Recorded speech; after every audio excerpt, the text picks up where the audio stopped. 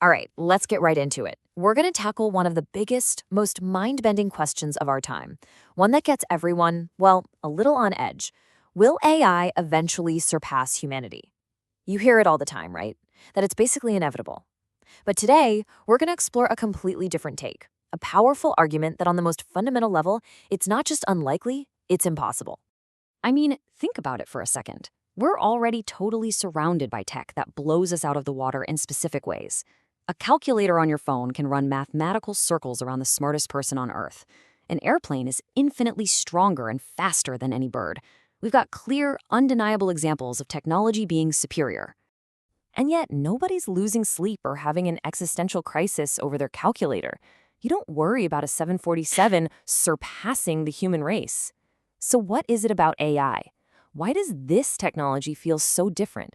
Why does it feel like it's challenging the very idea of what we are? I think the reason is, deep down, we sense this isn't just about what AI can do. It's not about being a better tool. The fear is about what it could be.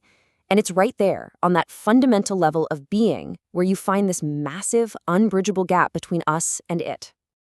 Okay, so let's dig in. To really get a grip on the difference between our intelligence and an artificial one, we have to go way, way back and ask a simple question. Where did our intelligence even come from? Now, what's just absolutely wild about this timeline is the scale. Just look at the difference. Human intelligence wasn't cooked up in a lab over a few decades. Nope. It is the end result of a 4 billion year-long, messy, brutal, and often bloody process we call evolution. Every single step, from the first gooey molecule to us, was a life-or-death test. And this is where you see the two paths just completely split apart. Our intelligence was forged in fire. Every single cognitive trait we have, our intuition, our creativity, our ability to read each other's faces, it exists for one reason. Our ancestors who had it were a tiny bit more likely to stay alive and have kids. AI's intelligence, though, it's given. It's a gift handed to it by us, built on data we curated and goals we set. So here's the absolute crucial point. Evolution didn't just give us the software to think, it hardwired that software directly into a fundamental purpose: stay alive, pass on your genes. Our entire way of thinking, our whole cognitive system, is built on the bedrock of a will to survive. AI, it just doesn't have that foundation at all. So let's see how this actually plays out, because this difference in origin creates a massive difference in how we both operate. And it really all comes down to what it means to have something real, something tangible to lose. Let's do a little thought experiment. Imagine two people playing chess. For player A, it's just a fun game on a Tuesday. For player B, they've been told that if they lose this game, their family will starve. Now, are they really playing the same game? No way, of course not. And that's the difference between an AI and a human. For an AI, losing a game or any failure is just a data point. It leads to a parameter update. Whoop-de-doo. But for a living thing, failure can mean death, extinction. And those real life or death stakes, they fire up a whole different set of cognitive tools: fear, hope, desperation, gut feelings, things that just have no place in a purely computational model. This just hits the nail on the head. An AI's goal is like a rule written on a piece of paper or, in its code. But a human's drive to live, that's a fear and a desire that has been carved into the very marrow of our bones by millions of years of evolution. And those are two fundamentally different things. And this takes us to an even deeper, more philosophical place. It takes us to the very source of meaning in our lives. What does it actually mean to understand the world? We have this tendency to think of our emotions as these fluffy, decorative things that are separate from our real intelligence, but they're not at all. Love, fear, our sense of beauty, these are not just nice extras. They are hardcore survival tools. Love bonds us together to protect our kids. Fear keeps us from getting eaten. These feelings are just another form of data, but it's data being processed by a machine that is desperate to stay alive. Think about the Japanese concept of mono no aware. It's that beautiful, bittersweet sadness you feel when you see cherry blossoms, because they're not going to be around for long. Their incredible beauty is completely tied to the fact that they're temporary.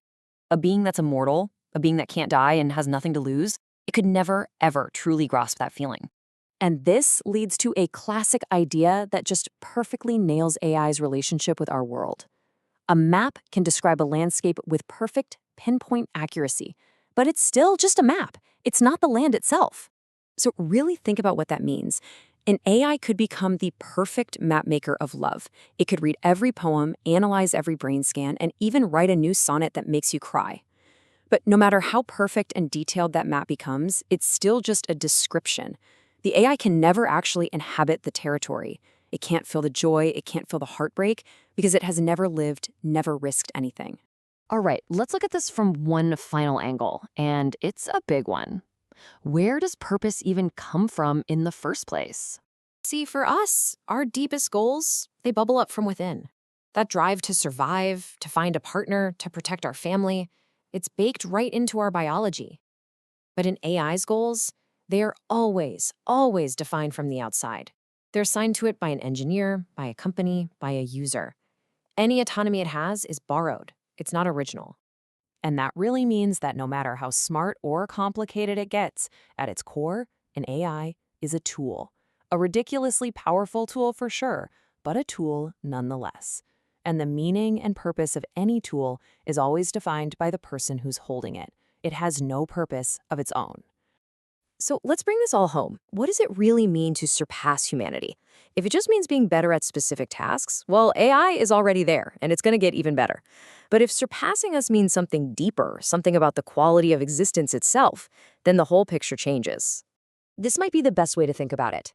AI is the most incredible, high-definition mirror humanity has ever built. It reflects our language, our art, our collective knowledge, back at us with stunning clarity. But a reflection, no matter how perfect, can never step out of the mirror and actually live the life of the person it's reflecting. Because that life, our life, is defined by all these messy, beautiful, and painful things that an AI will never have. The fact that we're born and we know we will die gives our time meaning.